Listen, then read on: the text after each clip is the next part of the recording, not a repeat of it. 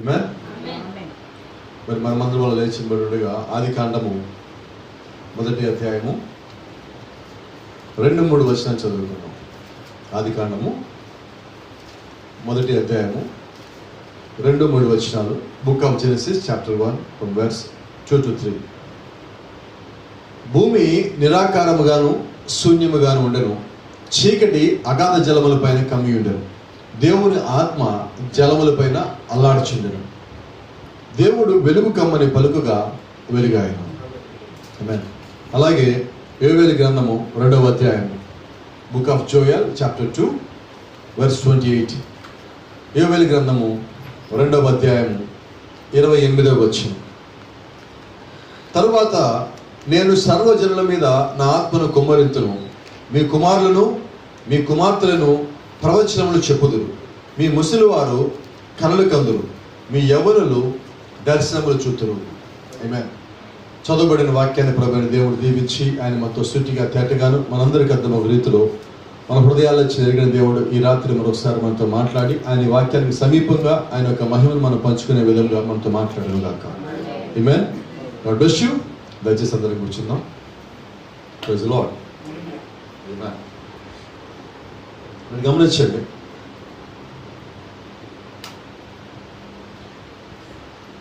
Why అనే ఒక వర్తమానంలో ప్రవక్త ఒక మాట మాట్లాడుతూ ఉన్నాడు.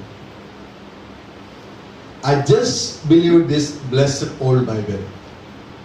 నా ముందున్న ఈ పాత ఈ పరిశుద్ధ గ్రంథము ఇది దీవించబడిందని ఆశీర్వదించబడిన గ్రంథమని నమ్ముతా ఉన్నాను అంటున్నాను. I just think it's the grandest thing. ఇది పురాతనమైనది, అలాగే గొప్పది కూడా అయి ఉన్నది, ఘనమైనది కూడా అయి ఉన్నది. ఆమేన్. దాని నుంచి ప్రవక్త మాట్లాడతాను. The word is God in letter form. వాక్యమే దేవుడే వాక్యమై ఉన్నాడు. అయితే ఆ దేవుడు దీనిలో ఎలాగున్నాడంటే అక్షర రూపంలో ఉన్నాడు.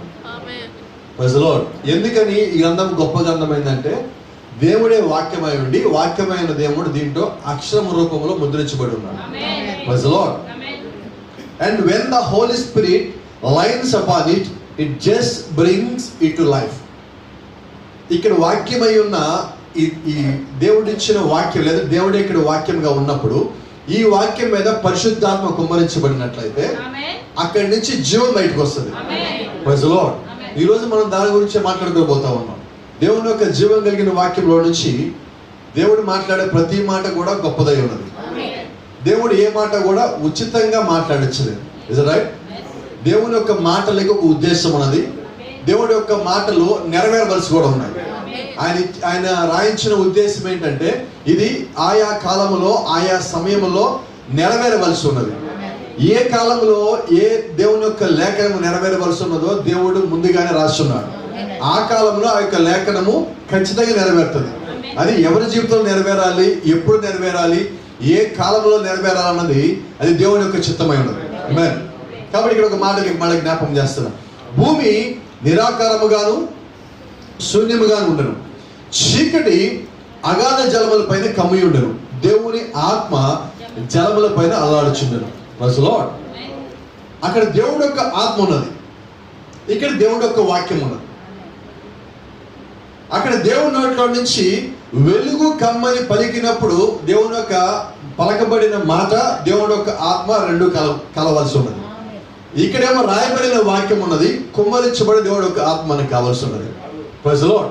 అందుకని ఈ కాల ప్రవక్త అంటూ ఉంటాడు, వాక్యము నువ్వు ఎంత కలిగి ఉన్నప్పటికీ. ఈరోజు గమనించండి, చాలా సంఘాల్లో దేవుని యొక్క వాక్యాన్ని చాలా బాగా బట్టి పడతారు, అవునా? అయితే వారి యొక్క జీవితం చూసినప్పుడు వారి బట్టి పట్టిన వాక్యం వారి జీవితంలో కనబడటంలా. చాలా గొప్ప సంఘాలు ఉన్నాయి, బైబిల్ని చూడకుండా కూడా బైబిల్లో మొత్తం చెప్పగలిగిన మంచి సంఘాలు ఉన్నాయి. అయితే ఆ వాక్యపు లోతులు వాళ్ళకి తెలియాలంటే పరిశుద్ధాత్మ కావాలి. మాకు వాక్యము చాలంటారు కొంతమంది. ఇక కొన్ని సంఘాలు అయితే ఏకంగా అసలు పరిశుద్ధాత్ముడే లేడంటారు. మరి వాళ్ళ సంగతి ఏంటి? దేవుడు ఏమన్నా ఆత్మను కుమ్మరిస్తానన్నాడు, మేడగదిలో ఆల్రెడీ ఆయన ఆత్మను కుమ్మరించి ఏం జరిగిందో చూపించున్నాడు. It's an example which will happen in the upper room. ఆ మేడగదిలో జరిగింది ఏదైతే ఉన్నదో అది మనందరికి ఒక ఉదాహరణ. జరగబోయే దాన్ని ఏ రీతిగా దేవుడు జరిగించబోతున్నాడో చూపిస్తానికి దేవుడు ఇచ్చిన ఒక మాదిరి. It's a type. అదొక సాదృశ్యమై ఉన్నది. అయితే మరి కొంతమంది ప్రజలు వాళ్ళకి జ్ఞానము ఎక్కువైపోయి అధిక జ్ఞానం చేత వాళ్ళు ఏమంటున్నారంటే పరిశుద్ధాత్ముడు లేడు అనే దానికి వచ్చారు. అయితే యేసుక్రీస్తు ఒక మాట అన్నాడు, నన్ను మీరు కొడుతున్నారు, తిడుతున్నారు, నా మీద ఉమ్మేశారు, రాళ్ళేశారు, కొరడాలతో కొట్టించారు, ఇన్ని చేశారు, అయితే నేను క్షమిస్తా. నా వెనకాల పరిశుద్ధాత్ముడు వస్తున్నాడు. ఆయనకి వ్యతిరేకంగా ఒక్క మాట మీరు పలికినా కానీ మీకు ఏ లోకంలో కూడా పాప క్షమాపణ లేదు. రైట్? అంటే పరిశుద్ధాత్ముడు ఉన్నాడని, ఆయన యేసుక్రీస్తు రంగం మీద చెల్లిపోయిన తర్వాత ఆయన వస్తాడని, ఆయనకి వ్యతిరేకంగా మీరు ఏది మాట్లాడకూడదని, ఇవన్నీ ఆయన ముందే చెప్పున్నాడు. రైట్? సో యేసుక్రీస్తు నోట్లోంచి వచ్చిన మాట దాంట్లో సున్నైనా పొల్లైనా గతిస్తాయా? No sir, not at all. అది గతించవు. మరి అయితే పరిశుద్ధాత్ముడు లేడనే వారి సంగతి ఏంటి? ఒక మాట అంటేనే వాళ్ళకి పాప క్షమాపణ లేదంటున్నాడు ఆయన. మరి పరిశుద్ధాత్ముడే లేదంటే ఖచ్చితంగా వాళ్ళకి గొర్రెపిల్ల జీవగ్రంథంలో స్థలమే లేదండి. అంతేనా? మరి గొర్రెపిల్ల జీవగ్రంథంలో ఎవరి పేర్లు అయితే రాయబడినాయో వాళ్ళు ఏం చేస్తారంటే ఖచ్చితంగా క్రీస్తు ఎవరో ఎరుగుంటారండి, దేవుని యొక్క వాక్యం ఎవరో ఎరుగుంటారండి, జీవం కలిగిన దేవుడు ఎవరో వాళ్ళకి తెలుసుకుని ఉంటారండి. పరిశుద్ధాత్మ అంటే ఏంటో వాళ్ళకి తెలుసండి. వాళ్ళకి వేరెవరో వచ్చి ఇదిగో పరిశుద్ధాత్ముడు ఒకడు ఉన్నాడు అని చెప్పాల్సిన అవసరత కలిగి లేరు. ఎందుకనండి? దేవుడు ముందుగానే వాళ్ళని చూస్తున్నాడు, దేవుడు ముందుగానే వాళ్ళని ఏర్పరచున్నాడు, దేవుడు ఒక ఉద్దేశం నిమిత్తమే వారిని కిందకి పంపించున్నాడు. కాబట్టి వాళ్ళెవరో ఖచ్చితంగా తెలిసిన దినం ఒకటి ఉన్నది. ఆ దినమున వారు ఏమంటారంటే ఇదిగో మేము ప్రభువును కనుగొన్నాము. హల్లెలూయా. ఈ రోజు మనమందరం భూమి మీద ఎందుకు వచ్చామంటే ఆ పని చేయటానికే వచ్చామండి. వేరే పనికి మనకేది లేదండి. We have only one business, that is our father's business. ఈ భూమి మీద మనకున్నది ఒకే ఒక పని. ఏం పని అది? యేసుక్రీస్తు ఏం చెప్పినాడు ఆయన? నేను నా తండ్రి పని మీద ఉన్నావు, నువ్వు వేరుగా మరియా. అదే మాట ఈ రోజు మనం కూడా చెప్తున్నామండి. ఏ పని మీద ఉన్నావు అంటే నేను నా తండ్రి పని మీద ఉన్నా. అయితే మనం ఒక అడుగు ముందుకేసాం. మనం ఏమంటాం తెలుసా? నేను నా భర్త పని మీద ఉన్నాను. ఒక అడుగు ముందుకేస్తున్నాం. ఎలా అడుగు ముందుకేస్తున్నాం అంటే అపొస్తలుడైన పౌలు మనలందరినీ ఒక్కడే పురుషుడికి ప్రదానం చేస్తున్నాడు.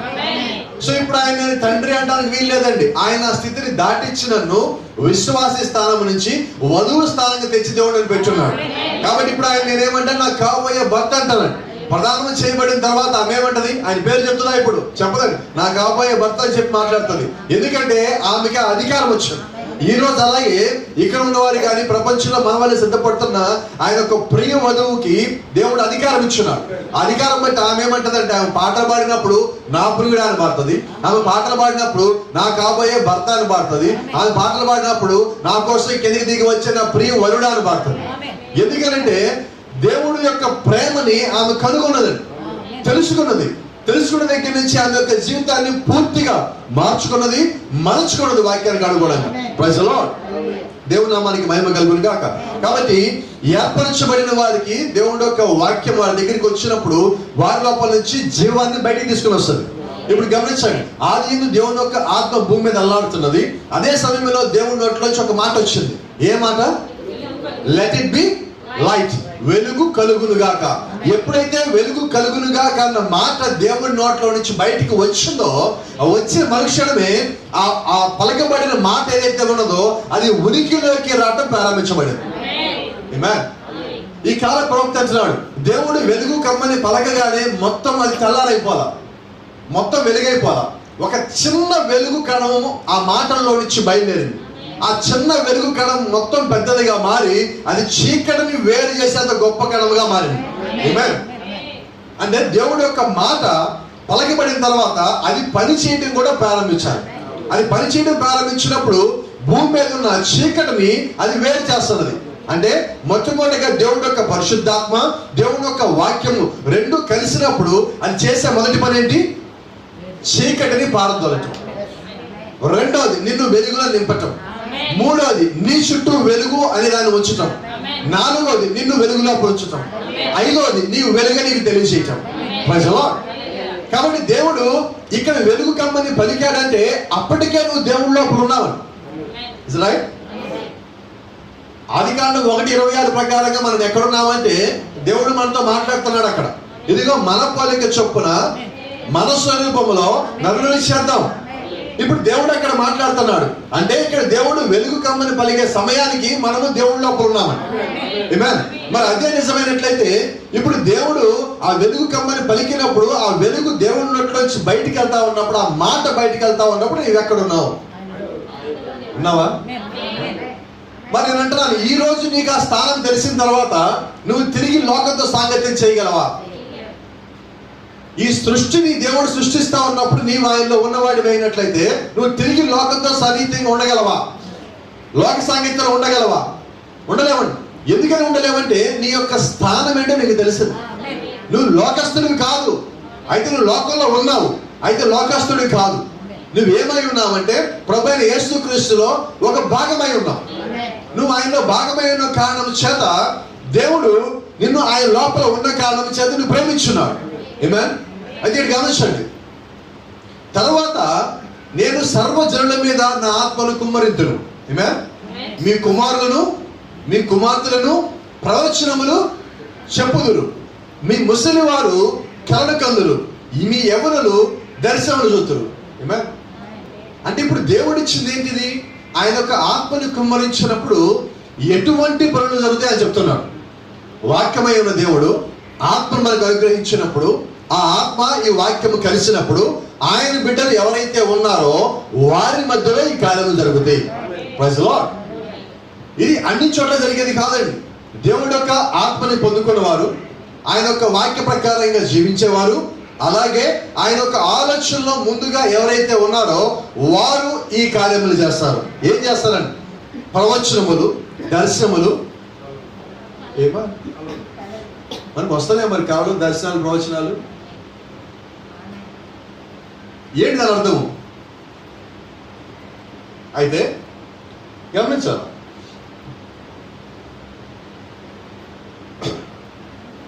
నువ్వు ఎంత గొప్ప వాక్యము కలిగి ఉన్నప్పటికీ, నువ్వు ఎంత గొప్ప సంఘంలో సభ్యుడు అయినప్పటికీ కూడా పరిశుద్ధాత్మను కానీ పొందుకోలేకపోతే మన యొక్క జీవిత ప్రయాణము వృధా, వ్యర్థము, విలువలేనిది. నువ్వు పరిశుద్ధాత్మను ఎందుకు కలిగి ఉండాలి?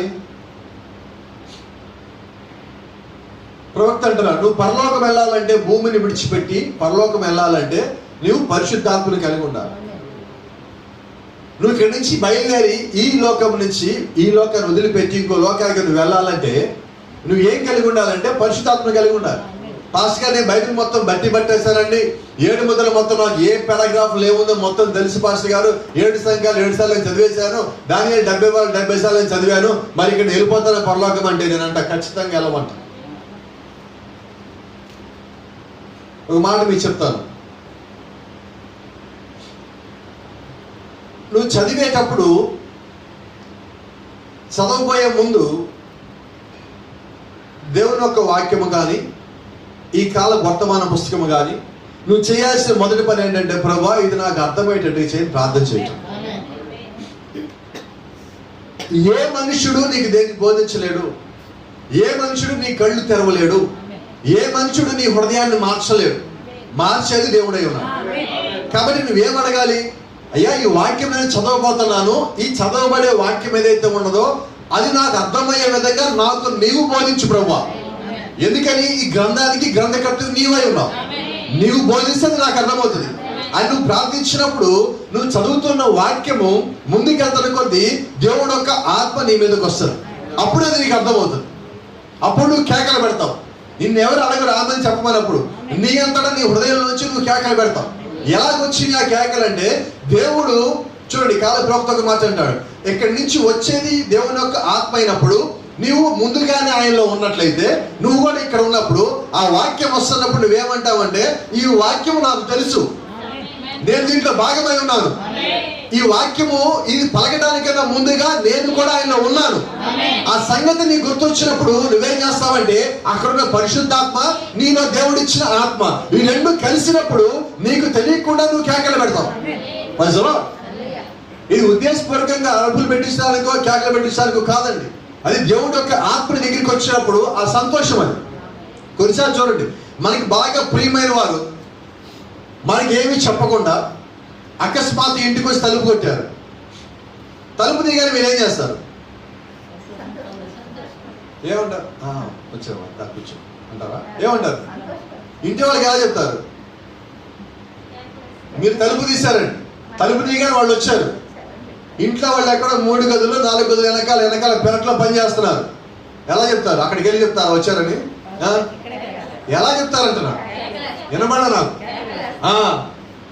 మరి యేసుక్రీస్తు కూడా మీ దగ్గరికి వచ్చినప్పుడు, ఆయన ఎవరో మీరు కనుగొన్నప్పుడు మీరు కామ్గా ఎలా ఉంటారంటున్నా? చిన్న మాట చెప్పని, స్త్రీలు వంట చేస్తూ ఉంటారు, పురుషులు కూడా చేస్తారు అనుకోండి. ఎప్పుడైనా వంట చేసేటప్పుడు ఆ పొయ్యి దగ్గర గిన్నె కాలింది అనుకో, పొయ్యి మీద పెట్టిన బాండియో ఆ గిన్నెో లేదా అట్లకాడో ఆ గరిటో ఏదో కాలితే మీరు ఏం చేస్తారు? కాలిందా ఏమంటారమ్మా?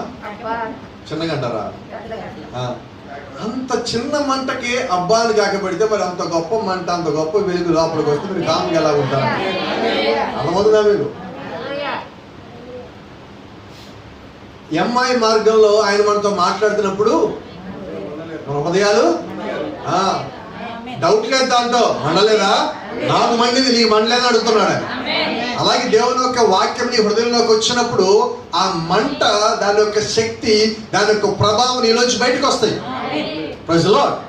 అది దేవుని యొక్క కృప అండి, దాన్ని అర్థం చేసుకోవటం. ఆమేన్. అయితే ప్రవక్త చూడు, only elected will see the holy spirit or will receive the holy spirit. ఎవరు పరిశుద్ధాత్మను పొందుకుంటారు? ఇంతకీ ఎవరు పరిశుద్ధాత్మను చూస్తారు? ఒక అవిశ్వాసం తీసుకొచ్చి, అయ్యా ఇదిగో ఈ 4 గదుల మధ్యలో ఇప్పుడు మేము ప్రసంగాన్ని కూడుకున్నాం, ఇక్కడ మా మధ్యలో దేవుడు ఉన్నాడంటే అవిశ్వాసం ఏమంటాడు? చూపించు అంటాడా? ఎక్కడున్నాడు? ఏ కుర్చీలో ఉన్నాడు? ఎక్కడున్నాడు? చూపించు. ఎలా ఉన్నాడు? చూపించు. అయితే దేవుడు ఏం చెప్పాడంటే, ఏ 2-3 నా నామంలో కూడున్నా నేను ఎక్కడున్నా అన్నాడు. ఇప్పుడు మనం ఆ మాట నమ్ముదామా, అవిశ్వాస మాట నమ్ముదామా? దేవుడి మాట నమ్మాలి మనం. ఎందుకంటే దేవుడి మాటను నమ్మకుండా చేసే అవిశ్వాసం ఇచ్చింది అపవాది. అపవాదిని మీరు జయించాలంటే ఏం చేయాలంటే వాక్యంలో ఉన్న మాటలు మాత్రమే నమ్మవలసి ఉన్నది. వాడు ఎన్ని రకాలుగా ప్రేరేపించినా ఏర్పరచబడిన వారు మోసపోరు. ఆ కారణం చేతే ఇస్కరియోతు యూదా పరిశుద్ధాత్మను పొందుకోలేకపోయాడు. దేవుడు పరిశుద్ధాత్మని ఇచ్చే సమయానికి దేవుడు ఇస్కరియోతు యూదాని అక్కడ లేకుండా చేస్తున్నాడు. ఇది దేవుడి ప్లానేనా? అందరూ ఉండి వారి మధ్యలో యోధాకు మాత్రమే పరిశుద్ధాత్మ రాకపోయినట్లయితే ప్రతి ఒక్కరికి తెలిసిపోయేది యోధానే అపవాదని, అపవాది యొక్క సంతానం అని. అందుకని దేవుడు ఏం చేశారంటే అసలైన వారిని, వేషధారుల్ని వేరు చేసిన తర్వాత దేవుడు ఆత్మను గ్రహించాడు. నీ గుడారం యొక్క దిశని పరిశీలన చేసుకుని వర్తమానం మనం విన్నామా? దాంట్లో దేవుడు అబ్రహామును ఎప్పుడు దీవించాడు? లోతు నుంచి వేరైన తర్వాత అబ్రహాము తన ఆశీర్వాదాన్ని, తన దీవెని పొందుకున్నాడు. అబ్రహాము ఎన్నుకోబడిన వాడు, లోతు నిర్ణయించబడిన వాడు. అబ్రహాము ఎన్నుకోబడిన వాడు. వాళ్ళిద్దరు కలిసి ఉన్నంత కాలము లోతు దీవించబడతాడు కానీ అబ్రహాము ఆశీర్వదించబడ్డాడు. ఇప్పుడు ఏం చేయాలంటే దేవుడే వాళ్ళిద్దరి మధ్యలో ఒక గొడవ వచ్చే విధంగా పెట్టి, ఆ గొడవ వచ్చినప్పుడు మర్యాద పూర్వకంగా విడిపోయేట్టుగా దేవుడు ఏర్పాటు చేసి, ఆ తర్వాత అబ్రహాము పేరుని అబ్రహాముని అబ్రహాము గాను, శారాయి పేరుని శారా గాను, ఆ తర్వాత వారికి నూతన శరీరాన్ని ఇచ్చి వాళ్ళు ఎవరస్తులుగా మార్చి వారికి ఇచ్చిన వాగ్దానం వారి యొక్క జీవితం నెరవేర్చున్నారు. ఇప్పుడు ఇక్కడ 12 మంది అపోస్తలుల్లో ఇస్కరియోతు యూదా ఉన్నప్పటికీ కూడా దేవుడు వారికి స్వస్థతలు పంపించున్నాడు. జాగ్రత్తగా వినండి. వాళ్ళు ప్రవచనాలు ప్రవచించారు, వాళ్ళు లోకంలోకి వెళ్ళి అక్కడ అందరితో మాట్లాడున్నారు, క్రీస్తుని ప్రకటించారు, అన్ని జరిగినాయి. అయితే ఈ 12 మందిలో ఒకడు అపవాది ఉన్నాడు. ఇప్పుడు దేవుడు పరిశుద్ధాత్మను ఇవ్వాలంటే దేవుడు అపవాదికి పరిశుద్ధాత్మను ఇస్తాడా? ఇవ్వడు. కాబట్టి ఇప్పుడు దేవుడు ఏం చేయాలి? వేరు చేయాలి. వేరు ఎప్పుడు చేయాలి? మొదట్లోనా చివరిలోనా? జాగ్రత్త చెప్పండి.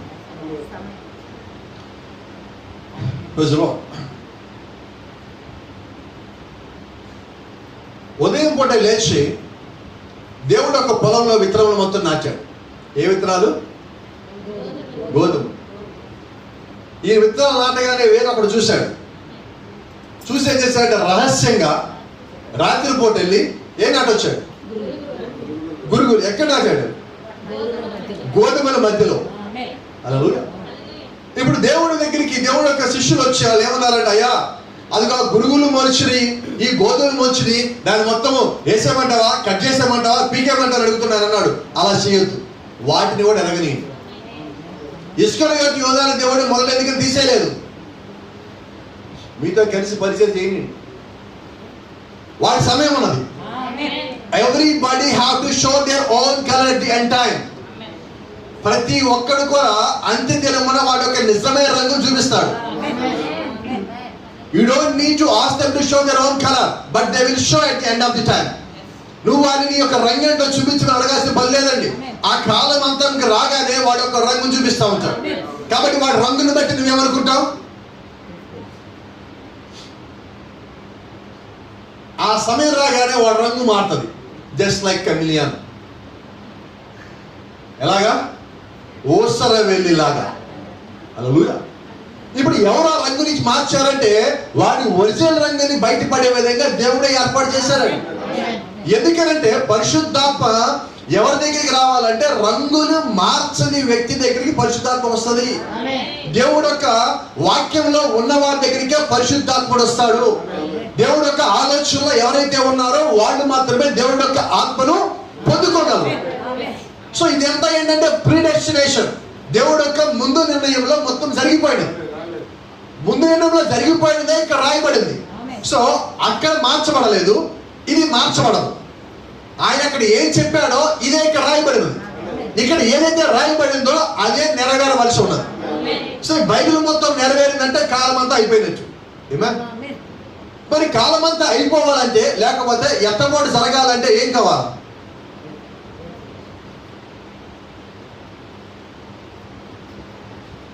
Those who were predestinated, those who are in the mind of Jesus Christ before the foundation of the world should receive the Holy Spirit.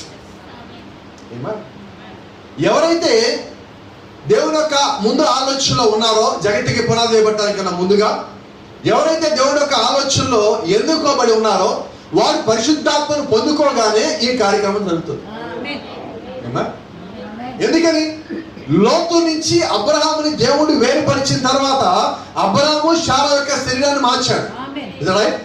మరి ఈ దినము మనం ఎత్తబడాలంటే ఏం చేయాలంటే, లోకం యొక్క సాంగత్యం నుంచి మనం బయటకు వచ్చి వాక్యముతో దేవుడిచ్చిన వాగ్దానముతో నువ్వు పరిపూర్ణంగా నిలబడినప్పుడు అదే రూపాంతరము నీవు కూడా చెందుతావు. అదే శరీరం యొక్క మార్పు నీవు కూడా పొందుకోవలసి ఉన్నావు. It is a gift to you, it's a promise to you. అది నీకు ఇవ్వబడిన వరమై ఉన్నది, అది నీకు ఇవ్వబడిన వాగ్దానమై ఉన్నది. It's a promise of Jesus Christ to the bride of Jesus Christ. అది యేసుక్రీస్తు నుంచి యేసుక్రీస్తు యొక్క వధువుకి ఇవ్వబడిన వాగ్దానమై ఉన్నది. కాబట్టి ఆ యొక్క వాగ్దానం నెరవేర్చేది ఎవరు? ప్రభువైన యేసుక్రీస్తే. హల్లెలూయా. వాగ్దానం ఇచ్చింది ఎవరు? ఆయనే ఇచ్చాడు. వాగ్దానం నెరవేర్చేది ఎవరు? ఆయనే ఇవ్వాలి. పరిశుద్ధాత్మను పంపుతానన్నది ఎవరు? పరిశుద్ధాత్మ ఎవరు? మరి ఆయన యొక్క భార్యగా ఉండేది ఎవరు? ఆయనే. పరిశుద్ధాత్మ ఆయనే. Thank you lord. పరిశుద్ధాత్మ పంపించేది ఆయనే, పరిశుద్ధాత్మగా వచ్చేది ఆయనే, పరిశుద్ధాత్మగా మనలో ఉండేది కూడా ఆయనే. దేవుడు యొక్క మాటలు, దేవుడు యొక్క క్రియలు ఎంత ఆశ్చర్యకరంగా ఉంటాయంటే, కల్వరి శిలువలో వెల చెల్లించింది ఎవరు? షూర్, ప్రభువైన యేసుక్రీస్తేనా? ఆమేన్. వెలగా ఏం చెల్లించాడు? ఆయనే వెల, ఆయనే వెలని చెల్లించాడు. వెల కూడా ఆయనే, చెల్లించింది ఆయనే. ఎలా సాధ్యం? ఆయన రక్తాన్ని వేరే వాళ్ళు ఇచ్చి చెల్లించారు వెల, ఆయనే చెల్లించాలి. ఎవరి కొరకు? ఆయన ఎవరి నిమిత్తమైతే ప్రేమించాడో వారి నిమిత్తముగా వెల చెల్లించాలి. అయితే వెల ఎవరు వచ్చి చెల్లించాలంటే ఆయనకన్నా గొప్పవాడు రావాలి. ఆయనకన్నా గొప్పవాడు ఎవరున్నారు? ఎవరు లేరు. కాబట్టి ఆయన రావాల్సి వచ్చింది. దేవుడు అబ్రహాంతో వాగ్దానం చేసినప్పుడు ఎవరి మీద వచ్చి పెట్టాడు? నాతో అన్నాడు. అబ్రహాం వాగ్దానం చేయాలంటే, అబ్రహాంకి నమ్మకం కలగాలంటే దేవుడు ఏం చేయాలంటే, ఇదిగో వాళ్ళ మీద ఒట్టి వీళ్ళ మీద ఒట్టి అని చెప్పాల, నాతో ప్రమాణం చేస్తానన్నాడు. ఆయన గొప్పవాడు ఇంకెవరు లేరండి. కాబట్టి ఆ గొప్పవాడైన దేవుడి కిందకి వచ్చినప్పుడు ఆయనే రక్తం పట్టుకొని ఆయన రక్తాన్ని ఆయన పట్టుకొని వచ్చి వాళ్ళు చెల్లించున్నారు. కాబట్టి ఈ రోజు మనం కలిగి ఉన్న ఆయన ఎవరంటే మన యాజకుడు మాత్రమే కాదండి, ప్రధాన యాజకుడు కూడా అయి ఉన్నాడు. ఎలాగైనా ప్రధాన యాజకుడు అయి ఉన్నాడంటే వాస్తవంగా లేవి యాజక్రమంలో పుట్టిన వాడే యాజకుడు అయి ఉండాలి. అయితే ప్రభువైన యేసుక్రీస్తు లేవి యాజక్రమంలో పుట్టలేదండి. ఆయన ఏ యాజక్రమంలో పుట్టున్నాడు? మెల్కీసెదెకు యాజక్రమంలో పుట్టున్నాడు. మెల్కీసెదెకు యాజక్రమం అంటే ఏంటో తెలుసా? మరణము లేని యాజక్రమం. ఈయన పుట్టింది యూదా గోత్రం. పరిచయం ఎవరు చేయాలి? లేవి గోత్రం వాళ్ళు చేయాలి. లేవి గోత్రం వాళ్ళు పరిచయం చేసినప్పుడు యూదా గోత్రం వాళ్ళు పరిచయం చేయొచ్చా? వీలేదండి. అయితే ఈయన మరణమును జయించిన కారణం చేత ఈయన మరణించే యాజకత్వం కాదు, కానీ మరణము లేని యాజకత్వంలో మనకన్నా ముందుగా మన పక్షంలో లోపల ప్రవేశించున్నాడు. హల్లెలూయా. కాబట్టి ఇప్పుడు ఆయన ఏ యాజక్రమంలోకి వచ్చాడంటే లేవి యాజక్రమం నుంచి మెల్కీసెదెకు యాజక్రమంలోకి వచ్చున్నాడు. కాబట్టి ఇప్పుడు ఆయన ఏమైనాడంటే మనకి ప్రధాన యాజకుడు అయి ఉన్నాడు. అయితే ఈయన ఎలా యాజకుడు అయ్యాడంటే రక్తం పట్టుకుని లోపలికి పోవాలి యాజకుడు. ఎవరు రక్తం పట్టుకెళ్తాడు? ఇప్పుడు ఆహారం ఎవరు రక్తం పట్టుకెళ్తాడు? గొర్రెలది, మేకలది, దూడలది ఆ రక్తం పట్టుకెళ్ళేవాడు. ఈయన ఎవరు రక్తం పట్టుకెళ్తారంటే యేసుక్రీస్తు తన స్వరక్తము తీసుకొని. హల్లెలూయా. వేరెవరో వచ్చి ఆ రక్తం మోసి పని లేదండి. వేరెవరో వచ్చి రక్తాన్ని బలిగా అక్కడ అర్పించాల్సిన అవసరం లేదండి. ఆయన తన స్వరక్తము తీసుకొని అర్పించడానికి ఆయన ముందుకు అడిగేస్తా ఉన్నాడు. ప్రజలు కాబట్టి ఆయన ఎవరైతే ఉన్నారో వాళ్ళు ఎన్నడూ మోసగింపబడరు. ఆయన ఎవరైతే ఉన్నారో వాళ్ళు ఖచ్చితంగా పరిశుద్ధాత్మను పొందుకుంటారు. నో మ్యాటర్ వాళ్ళు ఎటువంటి పరిస్థితుల్లో ఉన్నారన్నది అనవసరమండి. ఆ యొక్క సమయం వచ్చినప్పుడు దేవుడు వాళ్ళకి పరిశుద్ధాత్మ అనుగ్రహిస్తాడు. అదే సమయంలో జ్ఞాపకం తెచ్చుకోండి, దేవుడు ఆయన యొక్క ఆత్మను మీకు పరిపూర్ణంగా అనుగ్రహించే సమయంలో మీరు లోకంతో సాంగత్యం చేయలేరు. You should separate from the world. ఏమవ్వాలి? నువ్వు లోకం నుంచి నువ్వు వేరవ్వాలి. లోతు నుంచి అబ్రహాము వేరైన తర్వాత, అపోస్తలుల నుంచి దేవుడు ఇశ్రాయేలుని వేరు చేసిన తర్వాత అక్కడ ఆత్మ ఇచ్చున్నాడు. అదే దేవుడు ఈ దినము కూడా ఆయన యొక్క బిడ్డలకి ఆత్మ అనుగ్రహించాలంటే లోకం నుంచి వేరైన ఆయన యొక్క గుంపెడు ప్రజలు, ఒక చిన్న గుంపు ప్రజలు ఇంకా ఈ భూమి మీద ఉన్నారు.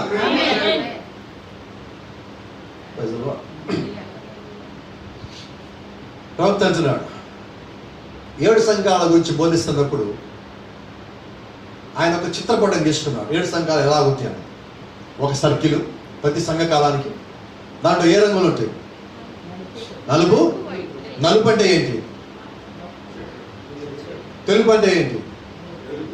ఆ సంఘ కాలంలో ఉన్న పరిశుద్ధులు. నలుపు అంటే అపవాది యొక్క నియంత్రణలో ఉన్నవారు.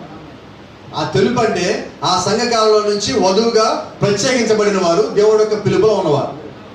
ఆమేన్. ఈ 2 రంగులు ప్రతి సంఘ కాలంలో వచ్చాయి. 7 సంఘాలు వచ్చేసరికి దేవుడు మొత్తం దాన్ని నలుపు చేసి పెట్టాడు. ఆదికాండం 18వ అధ్యాయంలో దేవుడు అబ్రాహాము ఇంటికి వచ్చి భోజనం చేసిన తర్వాత, ఆశీర్వాదం కూడా చేసిన తర్వాత, దేవుడు ఆయన యొక్క దూతల్ని 19వ అధ్యాయంలో లోతు దగ్గరికి పంపిస్తున్నప్పుడు, సొదొమ గొమొర్రా ఆయన కాల్చేయడానికి సిద్ధమవుతున్నప్పుడు అబ్రాహాము దేవుడితో బతిమలాడటం ప్రారంభించాడు. అబ్రాహాము ఇంతకు ఎవరు? ప్రవక్త. ప్రవక్త దేవుణ్ణి ప్రేమ అడుగుతున్నాడు. అయ్యా, ఒకవేళ సొదొమ గొమొర్రాలో 90% మంచోళ్ళు ఉంటే వదిలిపెడతావా? వదిలిపెడతా. ఒకవేళ కొద్దిగా తక్కువై ఒక 50% మంచోళ్ళు వదిలిపెడతావా? వదిలిపెడతా. అబ్రాహాము ఒకవేళ ఇంకా కొద్ది తక్కువై 25% మంచోళ్ళు ఉంటే వదిలిపెడతావా? అయ్యా, ఇంకొకసారి మాట్లాడితే ఏమనుకో మాట. ఒకవేళ 10% ఉంటే, అబ్రాహాము నువ్వు అన్నట్టు 10% అక్కడ ఏం చేయదు పో అంటే. ఇప్పుడు అబ్రాహాము ఏమడుగుతున్నాడు? ఎలాగైనా కానీ తన వారిని కాపాడుకోవాలని అడుగుతున్నాడు. దేవుడు అబ్రాహాముకు ఒక వాగ్దానం ఇచ్చాడు. నిన్ను దీవించిన వాళ్ళు, నువ్వు శపించిన వాళ్ళు. ఇప్పుడు అబ్రాహాము ఆశపడతాడు లోతుని కాపాడుకోవాలని. మరి ఇప్పుడు దేవుడు ఏం చేయాలి? కాపాడాలా? ప్రవక్త అదే మాట అంటాడు. ఈ రోజు వధువు కూడా అదే స్థానంలో ఉంది, అబ్రాహాము స్థానంలో. నువ్వు దేవుణ్ణి అడిగే స్థానంలో ఉన్నావు. అయ్యా, నా వారు నా ప్రియమైన వారు నాకు కావాలి. వాళ్ళని కాపాడతావా? ఇదిగో వాళ్ళు మంచోళ్ళు, నన్ను బట్టి వాళ్ళు తీసుకురాగలుగుతావు ప్రభా అని నువ్వు ఆయన బతిమలాడే హక్కుని కలిగి ఉన్నావు. You have that right. నువ్వు హక్కు నువ్వు కలిగి ఉన్నావు. నీ భర్త నువ్వు అడిగినప్పుడు ఆయన కాదంటాడా? 2000 రూపాయలు శారీ కొందామని బజార్కి వెళ్ళారు, చీర కొందామని. 2200 అయింది. నీకు నచ్చింది, అయ్యా 200 కదా నువ్వు సరే కానీ వచ్చిందా లేదా? ఇంటి దగ్గర ఏమన్నాడు? నీ సంగతి నాకు తెలుసు, షాప్కి వెళ్తే నువ్వు ఊరుకోవు, నా దగ్గర 2000 ఉన్నాయి, నువ్వు ఎక్కువ చేస్తావు బిల్లు, 2000 లోపే కొనాలి. 2000 లక్షలా, 2200 అయింది, వదిలేస్తాడా? ఏం జరిగింది? నువ్వు అడిగే దాన్ని బట్టి. అర్థమవుతుందా? ఏంటి 2200 అయితే కొనవా? కొంటాడప్పుడు ఎలాగా? మీకు తెలియదు ఎలాగ అడగాలి? బతిమలాటం కూడా కాదండి, దాంట్లో ప్రేమ ఉంటుంది. ఆ ప్రేమకి ఆయన 2200 కాదు, ముందు 1 పెట్టా కొనేస్తాడు. అడిగే విధానం ఉంటుంది. లేదంటే మీరు ప్రార్థించే దాంట్లో మొత్తం దాచిపెట్టబడి ఉన్నది. మనకున్న సమస్య చెప్పనా? ప్రార్థన స్టార్ట్ చేయడం ప్రభా నాకు ఇది ఇవ్వు, నాకు ఇది ఇవ్వు, నాకు ఇది ఇవ్వు, నాకు ఇది. అది ఆయన ఏమడిగా? ముందు స్తుతించావా? ఆయన స్తుతులకి పాత్రుడు కదా, ముందు స్తుతించు. నువ్వు స్తుతించినప్పుడు ఆయన వచ్చి కూర్చున్నాక అప్పుడు అడుగు అన్నం బిగిన. ఇంకా లిస్ట్ మొత్తం చదువు. వయసులో భర్త బయట నుంచి గుమ్మం నుంచి ఇంట్లోకి రాగానే ఎప్పుడు కూడా తల్లి వెళ్ళి ఇదిగో పెద్ద కొడుకు ఇలా చేశాడు, చిన్న కొడుకు ఇలా చేశాడు, పెద్ద కూతురు ఇలా చేసి చిన్న కూతురు ఇలా చేస్తుంటే ఆయన రాడు ముందు వాళ్ళు కొడతాడు పోయి. ఎప్పుడు చెప్పాలి? ముందు కూర్చో, కాఫీ తాగుతావా, నీళ్ళు తాగుతావా, కాలు చేతులు కడుక్కో, తింటావు ఏదన్నా, అప్పుడు మొత్తం తిన్నాక అయిపోయాక అప్పుడు ఎలా ఉంది ఈరోజు, బాగానే ఉందా బయట? బాగానే ఉంది. అయితే ఇంట్లో చిన్న చిన్న సమస్యలు ఉన్నాయి, కొద్దిగా ముందు తెద్దామని. ఇదేంటిది? మరి ప్రార్థనలు ఏం చేస్తున్నాం మనం? కూర్చోడం లిస్ట్ అవుతున్నాం మనం. అంటే దేవుణ్ణి ఎలా అడగాలో కూడా మనం ఇంకా నేర్చుకోవాలా. 7 ముద్దులు ఏమని చెప్పండి, బట్టి పట్టేస్తున్నాం మనం. 7 సంఘాలు చెప్పండి, బట్టి పట్టేస్తున్నాం. బాప్టిజం గురించి మొత్తం వాక్యాలు చెప్పండి, మొత్తం టక్కడక్కడక్కడక్కడ బట్టి పట్టేస్తాం. అయితే ఇదేమైంది? ఇది ప్రాథమికమండి. ఈ బేస్ మీద నీ జీవితం ఉండాలా. ఇది లేకుండా నువ్వు ఎక్కడ నిలబడాలి? ప్రార్థన విశ్వాస జీవితం లేకుండా నువ్వు ఎక్కడ నిలబడి మాట్లాడతావు? దేవుడిని నువ్వు ఎక్కడ నిలబడి మాట్లాడగలుగుతావు? ఇప్పుడు ఆయన దేవుడు కాబట్టి భూమిని సృష్టించినప్పుడు ఆయన ఎక్కడ నిలబడ్డాడు? ఆయన అవసరమైతే శూన్యుడు నిలబడగలడు. మేఘాల మీద రాగల శక్తి ఆయన కలిగి ఉన్నప్పుడు శూన్యుడు నిలబడలేడా? Is right? అయితే మనకి ఇంకా స్థితి రాలా. కాబట్టి నువ్వు ఎక్కడ నిలబడాలంటే విశ్వాసం మీద, ప్రార్థనా జీవితం మీద. నువ్వు ముందు ఆయన ఖర్చు, ఆ తర్వాత అక్కడ నిలబడి నువ్వు అప్పుడు దేవుడిని అడుగు. Then you will receive each and everything from God. Whatever He has promised to you. ఆయన నీకు ఏదైతే వాగ్దానం చేస్తున్నాడో అది నువ్వు అడిగినప్పుడు నువ్వు పొందుకుంటావు. అయితే నువ్వేం చేయాలి? ముందుగా దేవుణ్ణి ఎలా అడగాలో తెలుసుకోవాలి. అబ్రాహాము చూడండి ఎప్పుడు అడుగుతున్నాడు? రాగానే గుమ్మం దాకి అయ్యా ప్రభు రాని లోపల తీసుకొచ్చాడు, కూర్చోబెట్టాడు, కాలు చేతులు కడుక్కో అన్నాడు. అసలు నువ్వు ఇక్కడికి వచ్చిందే భోజనం చేయడానికి కదా అన్నాడు. అర్థమైందా?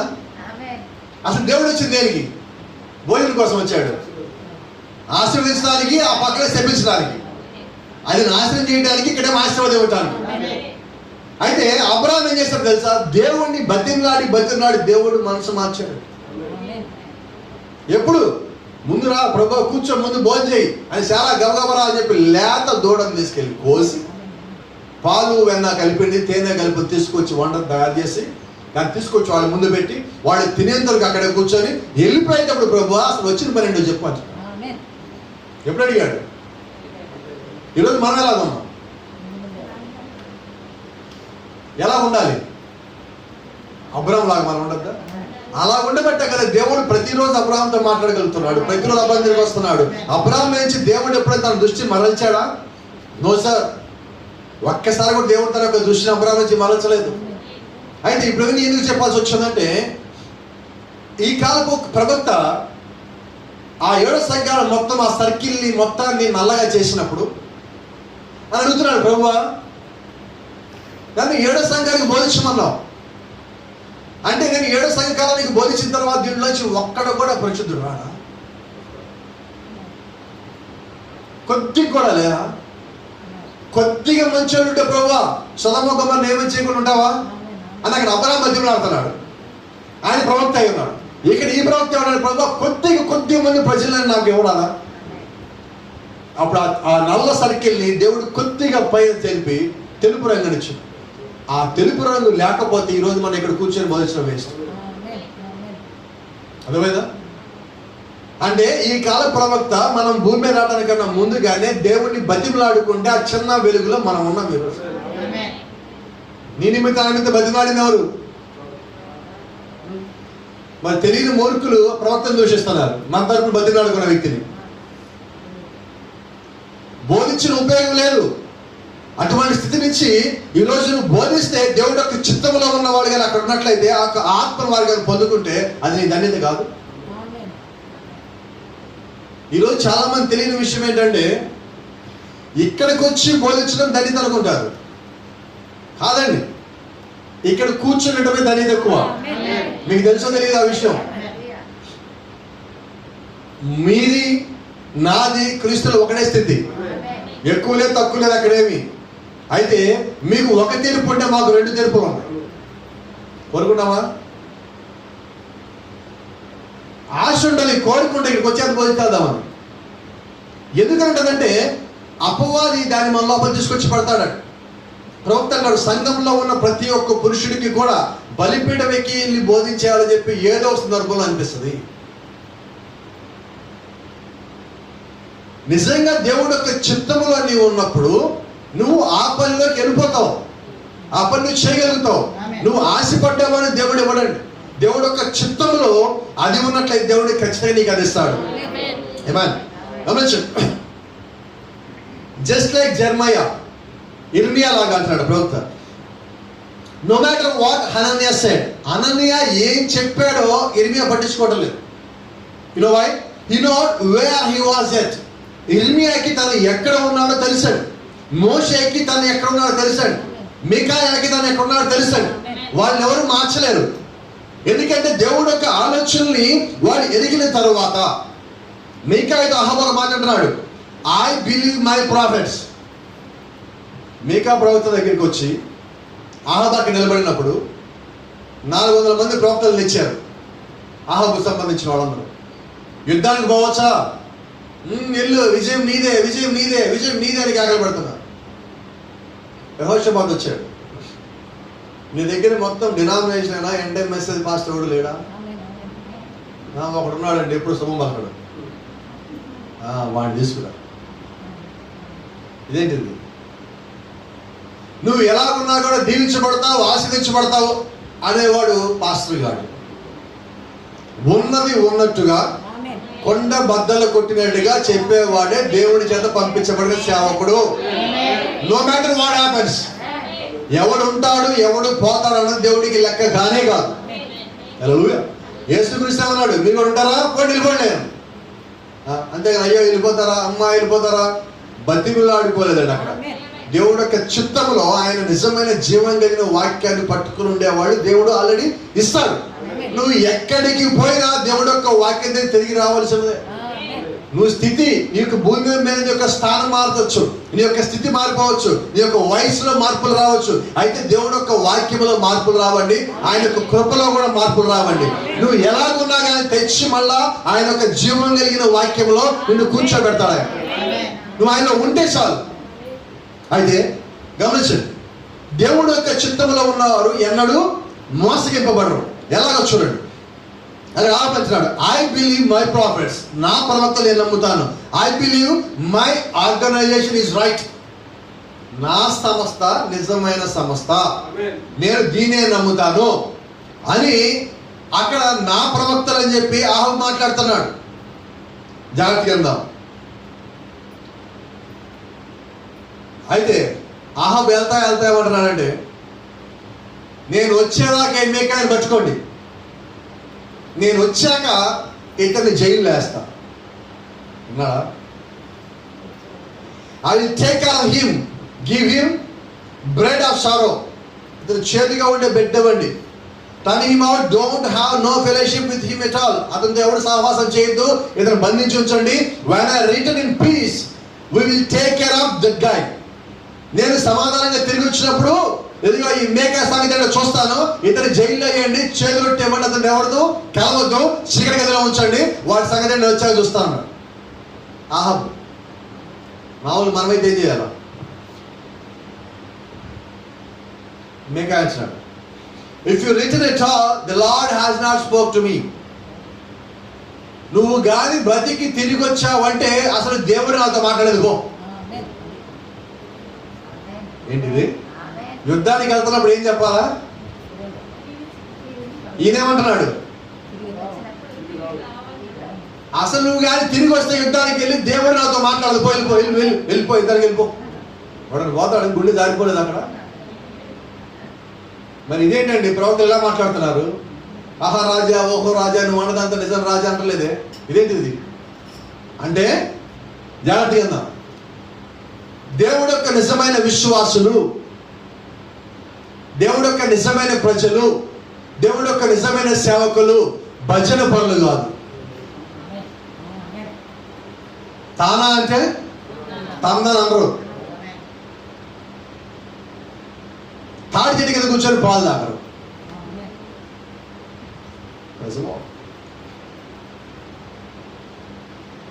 చదువుతున్నాడు. He knowed here thus said the Lord. Micaiah సంగతి తెలుసు. మీకాయ కలిగి ఉన్నది ఏంటంటే యెహోవా ఇలాగూ సెలవిచ్చును. And his vision was exactly with thus said the Lord. Micaiah కలిగి ఉన్న దర్శనం ఎలాగుందంటే యెహోవా ఇలాగూ సెలవిచ్చిన దానిలో ఉన్నది. కాబట్టి ఇప్పుడు ఆయనకు వచ్చిన దర్శనాన్ని కాదని హక్కు ఎవరికి లేదు. ఎందుకంటే దర్శనం ఇచ్చేది ఎవరు? వినబడలేదండి. దర్శనం ఎక్కడి నుంచి రావాలి? దర్శనం ఇచ్చేది ఎవరు? ఆ దర్శనం నెరవేర్చేది ఎవరు? ఆ దర్శనం చెప్పమని పంపించేది ఎవరు? మరి ఆ దర్శనం చెప్పిన తర్వాత దర్శనం రుజువుపరచాల్సింది ఎవరు? ఆయనే. మరి ఇప్పుడు మీకాయ వెళ్ళమని చెప్పింది ఎవరు? అసలు మీకు ఒక సంగతి చెప్పాలి. భూమి మీద ఒక ప్రవచనం, ఒక దర్శనం రావాలంటే ముందు అది పరలోకంలో జరగాలి. పరలోకంలో దేవుడు ఒక పర్మిషన్ రావాలి. దేవుడి పరలోకంలో మీకాయ నిజమైన ప్రవక్త అని తెలియాలంటే ముందుగా అక్కడికి వెళ్ళి అబద్ధం చెప్పాలి. ఆహాబు రాజుకి, యెహోషాపాతు రాజుకి ఎవరు చెప్తారో వెతికినప్పుడు అపవాది అక్కడికి వచ్చేమన్నాడు తెలుసా?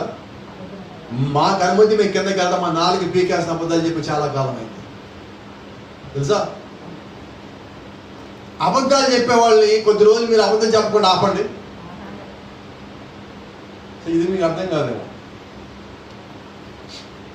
కొంతమంది బీబీసీ న్యూస్లో ఉంటారు తెలుసా మీకు? బీబీసీ న్యూస్ అంటే బ్రిటిష్ బ్రాడ్కాస్ట్ న్యూస్, అంటే ప్రపంచం మొత్తం వెళ్తారు న్యూస్.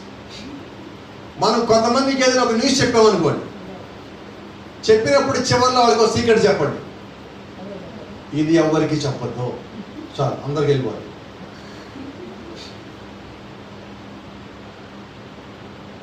మన గుంటూరులో పాస్టర్ల మీటింగ్ పెట్టాము 2018లో. ఆల్ ఇండియా అంటే మెసేజ్ మినిస్టర్స్ మీటింగ్ పెట్టాం. నేను దీన్ని అప్లై చేశా.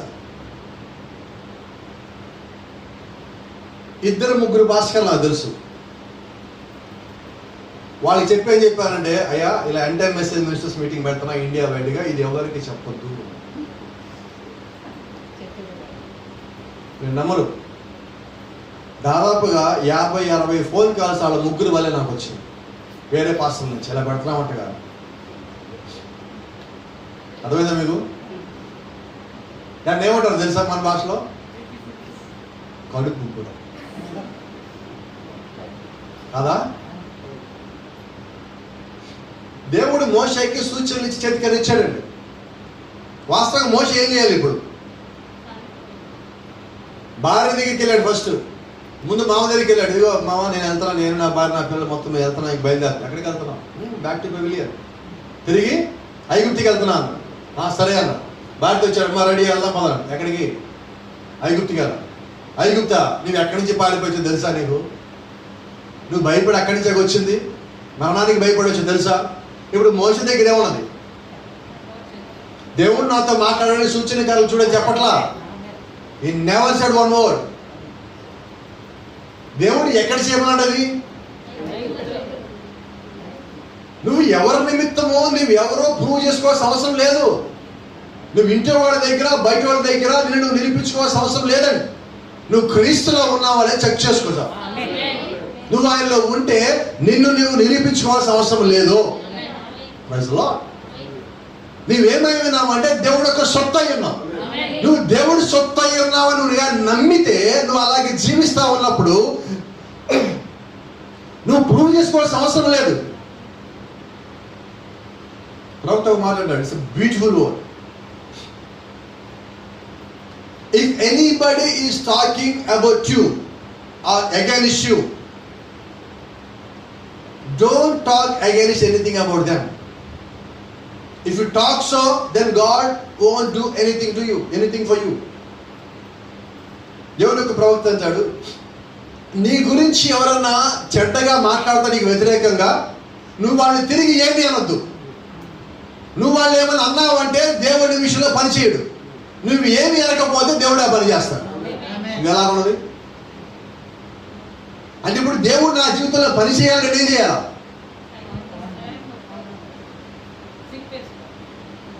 ఏం చేయాలా? అనవసరంగా నోరు తెరవకుండా మన జిప్పును మనం ఇలా క్లోజ్ చేసుకుంటే కామ్గా ఉండే చాలు.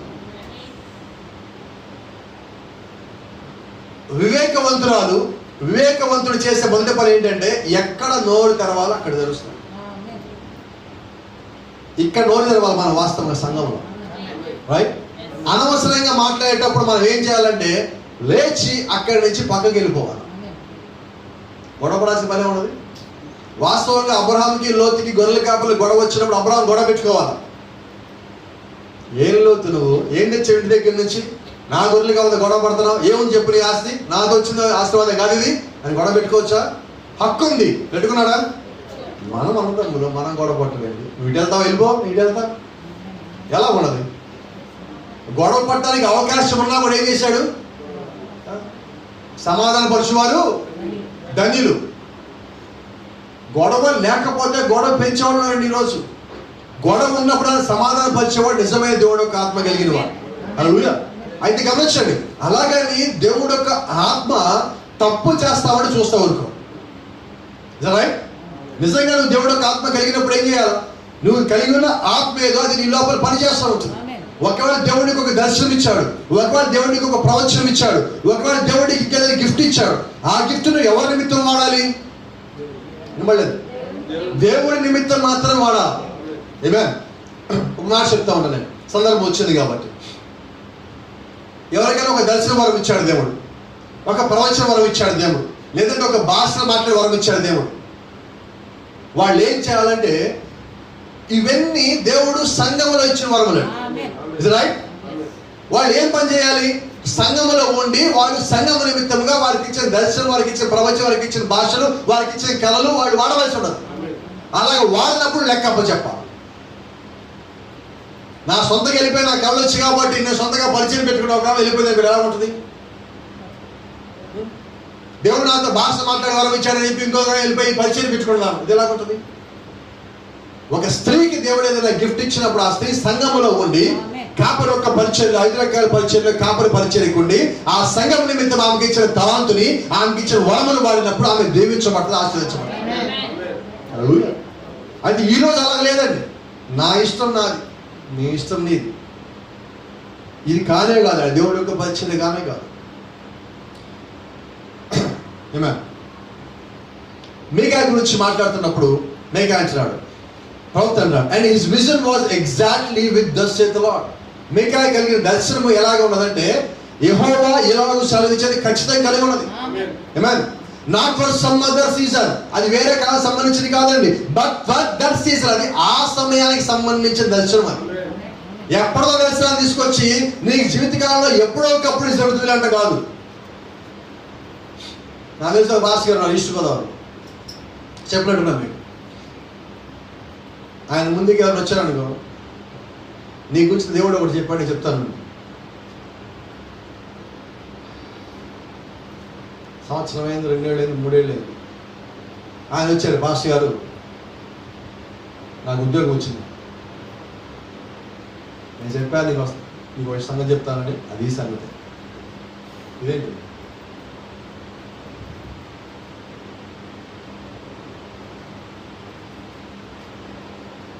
2007లో హిందుత్వంలో ఉన్నాను నేను. ఇప్పుడు ఆయన లేడు. దారా సత్యనారాయణ శాస్త్రి గారు మరి పక్కనే ఉండేవారు. ఏటాకి దారా సెకండ్ లైన్లో. మా మిస్సెస్ ప్రెగ్నెన్సీ అప్పుడు మేము కలిసాము. నీకు కొడుకు పుడతాడని చెప్పాడు. సరే, హాస్పిటల్లో డెలివరీ అయిన తర్వాత హైదరాబాద్ అక్కడ నర్స్ ఏం చెప్పిందంటే, నీకు బిడ్డ పుట్టిండు అని. ఇంకా నేను చూడలా. ఎమ్మడి నీకు ఫోన్ చేశా. మెట్ల మీదే ఉండి ఎమ్మడి నీకు ఫోన్ పెట్టాడు. సార్, నువ్వు చెప్పినట్టు కొడుకు పుట్టాడు, నువ్వు చెప్పాక నీ కొడుకు పుడతాడని అన్నాడు. నేను మాట్లాడే నర్సు అక్కడే ఉన్నది. వాళ్ళు వచ్చి చెప్పేది ఎందుకంటే ఏదైనా మనం డబ్బులు ఇస్తామని చెప్తారు వచ్చి ముందు న్యూస్ వచ్చి. ఫోన్ అంతా అయిపోయాక ఆ పక్క నుండి, అయ్యా అని చెప్పి బిడ్డ పుట్టింది అన్నాను. అయ్యా ఆమెకు 500 ఇచ్చిన. మళ్ళీ ఫోన్ చేసింది, సార్ కొడుకు అన్నా కాదని కూతురు అంటే పుట్టిందంటే, నేను అదే చెప్పాను, నీ కొడుకు కాదు కూతురు పుట్టిందని చెప్పాను, సరిగ్గా వెళ్ళలేదన్న. నేను నా పాస్టర్ గారికి నీ పంతులు గారికి తేడా ఏంటి? 2 క్యాష్ పార్టీలే.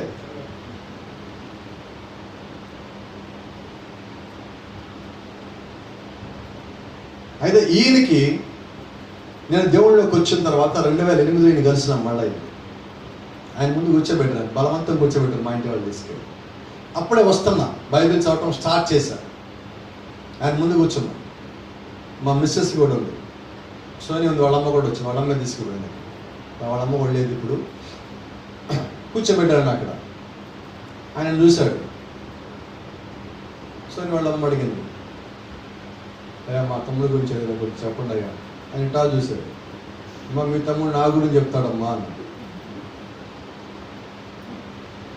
ఇంకో మాట చెప్పాడు, ఇక నీ గుడిలోకి రాడు, ఇదే లాస్ట్ ఇక రాడన్నాడు. నిజం, మళ్ళా పోలా గుడిలోకి. అయితే అక్కడి నుంచి వచ్చిన తర్వాత ఒకసారి నాకు కలిశాడు. ఎలా ఉంది, అంతా బాగున్నాను, అంతా బాగున్నాను. వెళ్ళిపోతాను నేను, 1 నిమిషం ఆగున్నాను, నాకు ఏదో చెప్పాలనుకుంటున్నావా అన్నాడు. ఏం లేదు లేండి, వెళ్తాలే అన్న. కాదు చెప్పు అన్నాడు. అయ్యా ఈ రోజు నుంచి 11.5 సంవత్సరాలు చనిపోతామని చెప్పడం జరిగింది. ఆయన చనిపోయాడు, ఇంకా 11.5 అవ్వాల. సరే అన్నాడు. తర్వాత చెప్పాడు, నా గురించి ముందే ఒక ఆయన చెప్పాడు అని, చనిపోయే ముందు కూడా ఆయన చెప్పడం జరిగినది. ఇదంతా ఎందుకు చెప్పానంటే, అంటే ఈ సాక్ష్యం కూడా నాది, నేను అంతకుముందు ఎలాగున్నాం మేము చెప్పడం మీకు తెలియజేయడం కోసం కూడా చెప్తున్నాను. నిజంగా నువ్వు దేవుడు యొక్క ఆత్మని కలిగి ఉన్నప్పుడు ఎదుటోడు ఏమంటాడో నువ్వు భయపడవు. అది 10 చేతలు ఆడైతే అదే చెప్తావు. అంతేగాని నీ జీవితంలో ఎప్పుడో ఒకప్పుడు జరుగుతుంది చెప్పవు. ఇప్పుడు మైకేల్ ఉన్నాడండి, మైకేల్ జీవితానికి ఎప్పుడోకప్పుడు పెళ్ళి అవుతుందంటే ఎలా ఉంటుంది? ఏమ్మా ఉంటుంది ఇది? అదే ఆశీర్వాదం అంటే, అదే ప్రవచనం అంటే ఎప్పుడోకప్పుడు పెళ్ళి అవుతా? దేవుడు ఒకటి చెప్పాడు, చెప్తాను. ఎప్పుడు నీ అంతా నువ్వు జరిగిందని చెప్పాక ఇదే నేను చెప్తామని నువ్వు చెప్పావు. ఈరోజు పొద్దున అనుకుంటా నేను చెప్తామని, ఈరోజు నువ్వే వచ్చి చెప్పావు. ఇదంతా ఏంటంటే ఈ 400 మంది ప్రవక్తలు అయిపోయాడు. వీళ్ళకి జ్ఞానం ఉంటుంది, దేవుడు యొక్క వాక్యం ఉండదు. అయితే వీళ్ళు బతుకు తెరువు కోసం వాళ్ళ పొట్టే వాళ్ళ దేవుడు. దానికోసం వాళ్ళు ఏం చేస్తారు? యేసుక్రీస్తు అన్నమాట, నా మాటలు కాదు, నా మాటలు ఏం తీసుకోమాకండి, వారి కడుపే వారి దేవుడు. ఆ కడుపు కోసం వాళ్ళు ఏం చేయాలి? ఆ పొట్టకూటి కోసం అబద్ధాలు చెప్పుకోవటం వల్ల నువ్వు దేవుడు ఒక ఆశీర్వాదం పొందుకుంటావా అంటే, ఏసేవ బాగుంటున్నది ఏంటి? జ్యేష్ఠత్వం దేనికోసం? ఒక్క పూట భోజనం కోసం. మరి వీళ్ళు ప్రతిరోజు అమ్ముకుంటున్నారే, మరి వీళ్ళ పరిస్థితి ఏంటి? ఇలాంటి వాళ్ళు వర్తమానంలో ఉండటం వల్ల ఏమంటే ఈరోజు వర్తమానం అవమాన పాలు కావట్లేదండి, నమ్మటలు అనేక మంది. అది దానికి కూడా సంతోషం ఉంది నాకు. ఇలాంటి వాళ్ళు ఉంటేనే అసలు బయటపడుతుంది. ప్రవక్త మాట్లాడుతున్నాడు, దేవుడు మోషేతో ఆ యొక్క గిఫ్ట్ ఇచ్చిన తర్వాత మోషే ఆ కర్ర తీసుకెళ్ళి అక్కడ కింద పడే, కానీ మోషే కర్ర పాము అయినప్పుడు అదే సంగతిని ఎన్నో ఎంబ్రేలు కూడా చేశారు. అంటే మోషే కర్ర కింద పడేసి, నిజమే నా దేవుడు చెప్పిందే కాదు, మీరు కూడా చేయగలుగుతారు, నేను కూడా మీ యొక్క సంస్థలో జాయిన్ అయిపోతాను అని చెప్పి మోషే ఇటు నుంచి అటు వెళ్ళిపోలేదండి, అక్కడ నిలబడి ఉన్నాడు. అలాగే ఈరోజు అలాంటి కళ్ళబొల్లి మాట్లాడి విని ఎక్కువ మంది ఉన్నారు కదా అని చెప్పి అటు పక్కన పోయేది కాదని వర్తమానం అంటే. ఎంతమంది సంఘంలో ఉన్నారు అనేది కాదండి, ఎంతమంది వాక్యంలో ఉన్నారనేది మనకి ప్రాముఖ్యం. ప్రజలో 400 మంది అటు పక్కన ఏమన్నారంటే, అయ్యా నువ్వు యుద్ధానికి పో, విజయం నీదే నీదే నీదే అంటే మేకా నాడు పోతే తిరిగి రామంటున్నాడు. పోయి ఇదే లాస్ట్, చూసుకొని పోయి ఇల్లు అందరినీ. ఇదేంటిది, ఎక్కడి నుంచి వచ్చింది ధైర్యం? మీకాయ ధైర్యం కాదండి, మీకాయలో ఉన్న దేవుడు ధైర్యవంతుడై ఉన్నాడు, నీలో ఉన్నవాడు గొప్పవాడై ఉన్నాడు. అందుకే ప్రవక్త అన్నాడు, the reason the elected Jesus said won't be deceived. యేసుక్రీస్తు చెప్పిన కారణం ఏంటంటే, వధువులో ఉన్నవారు ఎన్నడూ మోసగింపబడరు. ఎందుకని మోసగింపబడరు? Because they are the word. ఎందుకని వాళ్ళు మోసగింపబడరు అంటే వారు వాక్యమై ఉన్నారు. ఎన్నుకబడిన వారు ఏమై ఉన్నారు? వాక్యమై ఉన్నారు. మరి వాక్యమైన ప్రజలకి కావాల్సింది ఒక్కటే, పరిశుద్ధాత్మ. ఆ పరిశుద్ధాత్మను వారు పొందుకున్నప్పుడు వారెవరో వాళ్ళు పరిపూర్ణంగా గుర్తెరుగుతారని, వాళ్ళు ప్రభువుని నేరుగా చూడగలుగుతారని. చాలా మంది దేవుడిని చూడలేకపోయి ఉన్నారు, అయితే ఎన్నుకోబడిన వాళ్ళు ఖచ్చితంగా దేవుడిని చూస్తారు. ఆమేన్. ఇస్కరియోతు యూదా యేసుక్రీస్తు పక్కనే ఉండి 3 సంవత్సరాలు పరిచయం చేశాడు. ఏ రోజు యేసుక్రీస్తు చూడలేకపోయాడు. నిజమేనా? ఎవరిని చూస్తున్నాడు? ఒక శరీరం అంతే, అమ్మేశాడు ఆ శరీరాన్ని. దేవుడైతే ఎలాగ అమ్మేవాడు? దేవుడు వెలిగితే అమ్మేవాడా? కాదండి. తర్వాత వచ్చి ఎంత బతిమలాడుకున్నా, అయ్యా ఆయన నిరపరాధి అని ఎన్ని చెప్పినా కూడా దేవుడు అనలేదండి. ఇంకా కాబట్టి నీ సాక్ష్యం ఒక్కసారి రెండోసారి చెల్లదు. Praise the lord. యేసుక్రీస్తు నిమిత్తము మొట్టమొదటిసారిగా డబ్బులు అమ్మేసుకున్నప్పుడే ఈయన యొక్క సాక్ష్యం పోయింది. రైట్. రెండోసారి వచ్చి నిరపరాధి అని చెప్పినా ఎవరింటల్లా, బో మా సంబంధం పోవో, డబ్బులు ఇచ్చిన పోదరు పో అని కైప ఇసుక్కున్నాడు ఇస్రాయేలు యూదా. అప్పుడు దాకా కైప ముందు రోజు రాత్రి కూడా వెనకాల తిరిగాడు, ఎక్కడున్నాడు ఎక్కడున్నాడు ఎక్కడ చెప్పి. ఇప్పుడు ఏమైంది? బాబా మా సంబంధం చూసుకుని కాదు. ఆ డబ్బులు మాత్రం ఇసిరి కైప మొక్క మీద కొట్టినా పట్టించుకోలేదు ఎవరు. అప్పుడు గమనించండి, దేవుడితో పాటు ఉన్నప్పుడే మన మాటకి విలువ, మన కైలు సరి చేసుకోవాల్సిన అవసరం మనం కలిగి ఉన్నాం. వెలుగు ఉండగానే అన్ని సరి చేసుకోవాలండి. ఆమేన్. అది గమనించండి, నువ్వు నిజంగా దేవుని యొక్క వాక్యంలో ఉన్నప్పుడు నువ్వు ఎన్నడూ మోసగింపబడు. అపోస్తలుడైన పౌలు ఇస్కరియోతు యూదా లేదా అపోస్తలులు మొత్తము దేవుడితో పాటు కలిసి పరిచయం చేస్తున్నప్పుడు పౌలు దాన్ని గుర్తించలే. నేరుగా పౌలుని దేవుడు కలిసిన తరువాత పౌలుకి వాక్యం మొత్తం తెలుసండి, అని దేవుడు యొక్క ఆత్మ గురించి తెలియదు. దేవుడు యొక్క ఆత్మ ఎప్పుడైతే ఈ పౌలుని కలుసుకున్నదో పౌలు మొత్తాన్ని పక్కన పెట్టి దేవుడిలోకి పూర్తిగా వచ్చున్నాడు.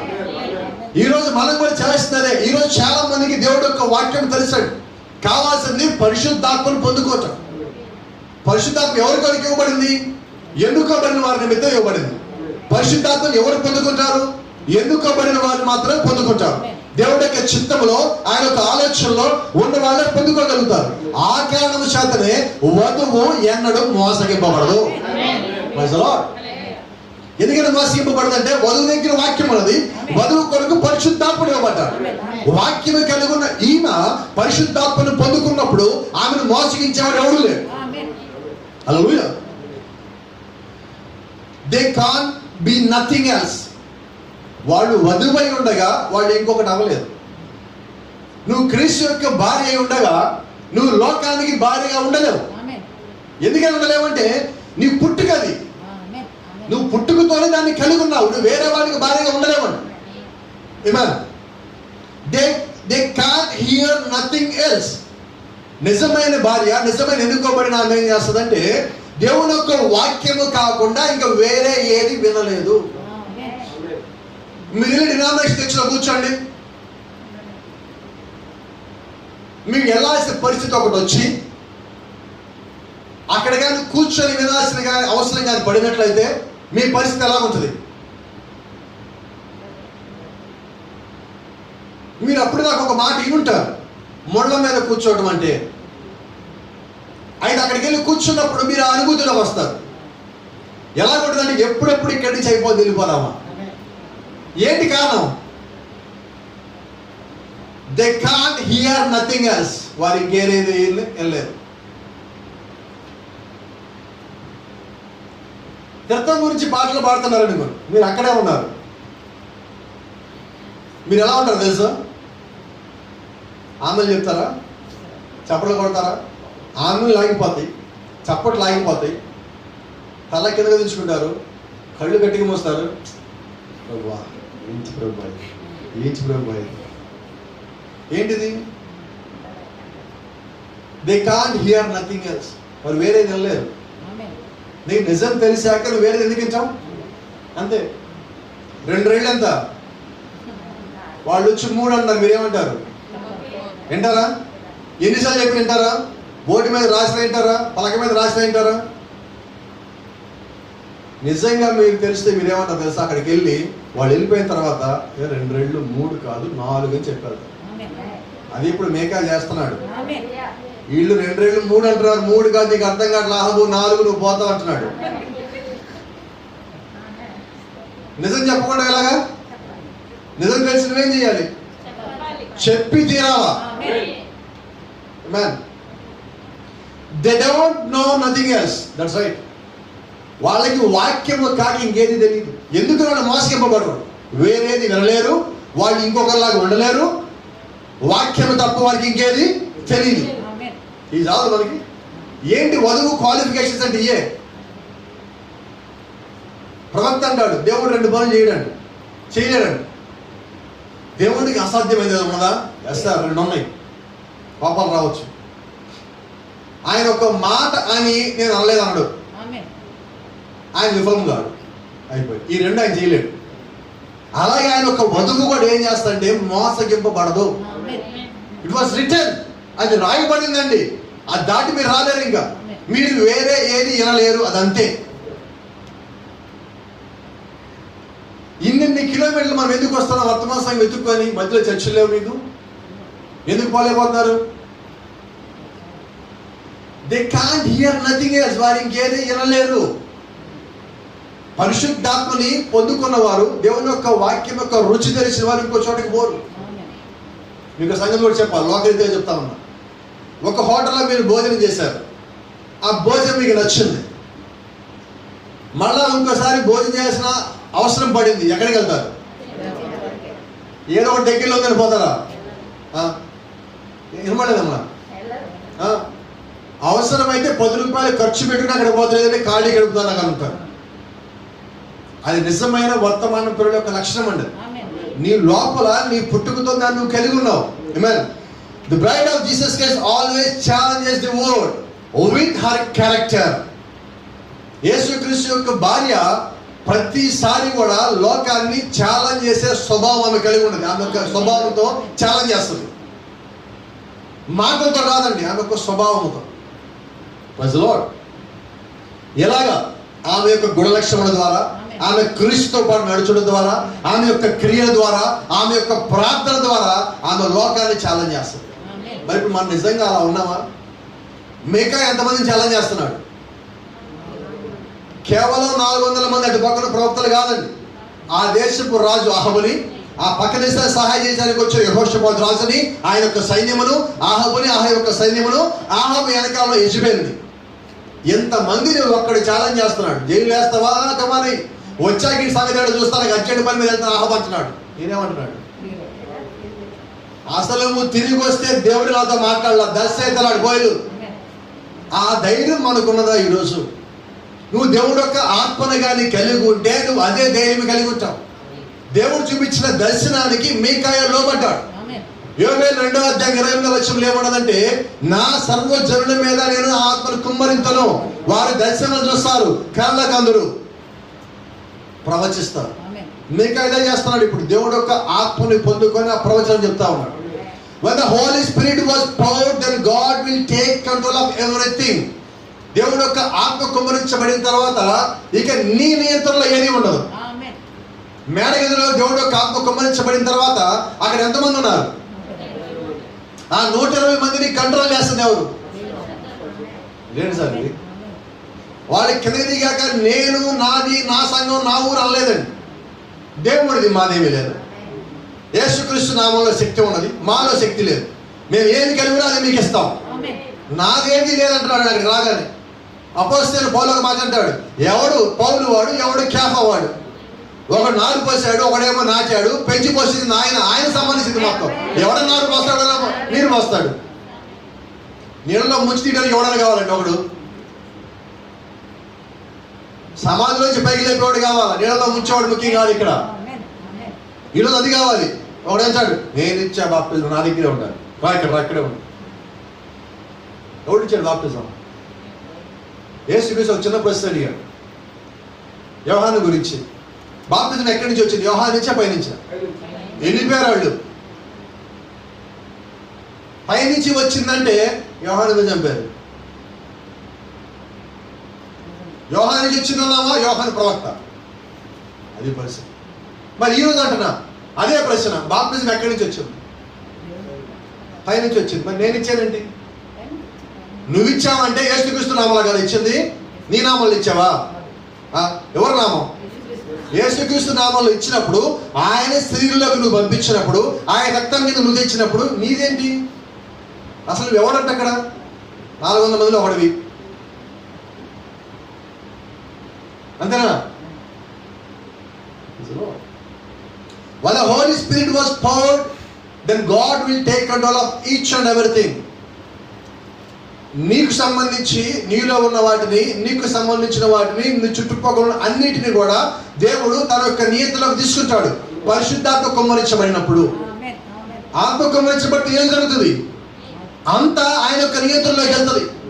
The same thing was happen in the upper room. మేడగదిలో కూడా అదే సంగతి జరిగింది. It was happen when the spirit of God struck Stephen. సన్నిహితుని సభలో ఆ స్టెఫెన్ మీద దేవుడు యొక్క ఆత్మ కుమ్మరించబడినప్పుడు స్టెఫెన్ కేకలు పెడతారు, అదిగో ఆకాశం తెరబడినది, నేను దేవుడు చూస్తా ఉన్నాను ఇక్కడి నుంచి. అంటే ఆత్మ నీ మీద కుమ్మరించబడ్డాక నువ్వేం చూస్తావు? సన్నిహితుని సభను చూడాలా, అక్కడ ఉన్న 24,000 మంది చూడాల, రాళ్ళు పెట్టుకుని బయట నిలబడి వాడిని చూడలేదు. అపోస్తలుల పౌలు మొట్టమొదటిగా ఉద్యోగంలో జాయిన్ అయితే దాన్ని చూడలేదు. ఏం చూశాడంటే తెరవబడిన ఆకాశాన్ని, కూర్చున్న దేవుడిని, దేవుడి యొక్క శక్తిని, ఆయన యొక్క ప్రభావాన్ని ఇక్కడి నుంచే చూస్తున్నాడు. అంటే దేవుడు యొక్క ఆత్మ కుమ్మరించబడితే నువ్వేం చూస్తావు? The same thing was happen in Azusa Street. Azusa ఉత్సవంలో, అజూసా యొక్క వీధిలో ఉత్సవం సంభవించినప్పుడు కూడా 1906లో అక్కడ అదే జరిగింది. The same thing was happen there too. దేవుడు యొక్క ఆత్మ కుమ్మరించబడినప్పుడు వాళ్ళు వీధుల్లోకి వచ్చి కేకలు పెడతా ఉన్నారు, అరుపులు అరుస్తూ ఉన్నారు. ఏంటంటే ఆత్మను పొందుకున్నారు. మేడగదిలో కిందకి వచ్చి వాళ్ళు ఏం చేశారని అదే దాన్ని పొందుకున్నారు. దేవుడు యొక్క ఆత్మ నీ మీదకి వచ్చినప్పుడు నీ యొక్క కన్నులను తెరవబడతాయి. నీ యొక్క హృదయము దేవుడు చూస్తుంది. నీ యొక్క హృదయాన్ని దేవుడు తన యొక్క స్వాధీనంలోకి తీసుకుంటాడు. అప్పుడు నీ హృదయము ఒక ఒప్పుదల కిందకు వస్తుంది. అప్పుడు దేవుడు నీ లోపల నుంచి మాట్లాడు.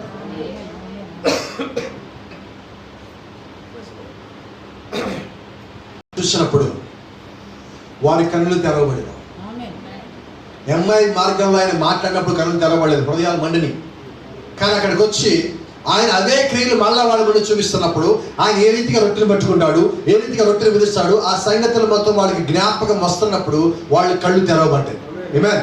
అలాగే ఈ రోజు కూడా మనము జగత్తుకి పునాది వేయబట్టడం కన్నా ముందుగా ఆయనలో ఉన్నప్పుడు ఆయన ఏవైతే క్రియలు చేస్తున్నాడో నువ్వు ఇప్పుడు వాటిని గమనించినప్పుడు మళ్ళా అదే రీతిగా ఆయనలో ఉన్న వాడి యొక్క కళ్ళు తెరవబడతాయి. Praise the Lord. కాబట్టి జ్ఞాపకం ఉంచుకోండి. అప్పుడు నీ హృదయము దేవుడు చూస్తుంది. అప్పుడు నీ హృదయాన్ని దేవుడు తన యొక్క నియంత్రణలోకి తీసుకుంటాడు. నీ హృదయము నీ లోపల ఏదైనా తప్పుగా ఉంటే దాని దేవుడి ముందు ఒప్పుదలకు తీసుకుని వస్తుంది. దేవుడు యొక్క ఆత్మ కుమ్మరించబడినప్పుడు అప్పుడు దేవుడు నీ లోపల నుంచి మాట్లాడతాడు. మరియా ఎలిజబెత్ దగ్గరికి వెళ్ళినప్పుడు ఎలిజబెత్ మరియతో మాట్లాడుతుంది, ఆత్మ చేత నింపబడి. ఇప్పుడు మాట్లాడేది ఎవరు? దేవుడు ఆత్మ. ఎవరిలో నుంచి? ఎలిజబెత్ లో నుంచి. అంటే ఇప్పుడు దేవుడు ఒక శరీరం వాడుకుంటున్నాడు అండి. ఎప్పుడు నువ్వు లోబడినప్పుడు నువ్వు ఒప్పుదలకు వచ్చినప్పుడు దేవుడు యొక్క ఆత్మ నీవు పొందుకున్నప్పుడు నీ శరీరాన్ని వాడుకొని దేవుడితో నీలోంచి మాట్లాడతాడు. ఇప్పుడు అదే జరుగుతుంది ఈ కాలపు ప్రవక్తలతో. ప్రతి కాలపు ప్రవక్తతో దేవుడు అలాగే ఈ భూమిని సంధించున్నాడు. శరీరాన్ని తీసుకున్న ప్రవక్త శరీరాన్ని, లోబడిన శరీరము, ఒప్పుదల కలిగిన శరీరము, హృదయాన్ని దేవుడికి ఇచ్చిన శరీరము, ఆ శరీరాన్ని దేవుడు నియంత్రించుకొని ఆత్మని కుమ్మరించి ఆ శరీరంలో నుంచి దేవుడు మాట్లాడుతున్నాడు. అదే రీతిగా దేవుడు ఈ రోజు వధువు కూడా ఆ స్థితికి వచ్చినప్పుడు, వధువు యొక్క స్థానంలోకి వచ్చినప్పుడు, వధువు మీద ఆత్మని కుమ్మరించిన దేవుడు వధువులోంచి ఆయనే మాట్లాడతాడు. ఈ రోజు మాట్లాడేది మనము కాదు, జీవించేది మనము కాదండి. అపోస్తలుడు పౌలు అంటున్నాడు, జీవించేది ఎవరండి? ఈ రోజు మనం ఆ మాట అనగలమా? అనే రీతిగా, అనే శక్తికి, అనే స్థితికి నువ్వు రావాల్సి ఉన్నది. అది నిజమైన నీ యొక్క క్రియ, అది నిజమైన యొక్క స్థానము, అది నిజంగా నువ్వు పరిశుద్ధాత్మను పొందుకున్నావు అంటానికి ఒక రుజువు అయి ఉన్నది. నీ యొక్క జీవిత లక్ష్యం ఏంటంటే పౌలు అన్న మాట నీ చిట్ట చివరి నిమిషంలో ఈ భూమిని విడిచిపెట్టే లోపు నువ్వు ఆ మాట పలకాల్సి ఉన్నది. జీవించేది నేను కాదు, నా యందు క్రీస్తు జీవిస్తున్నాడు అనే మాట ఎంత శక్తివంతమైనదంటే భూమి మీద దేవుడు అల్లా మళ్ళా ఆ స్థితికి నీవునే రావాల్సి ఉన్నావు.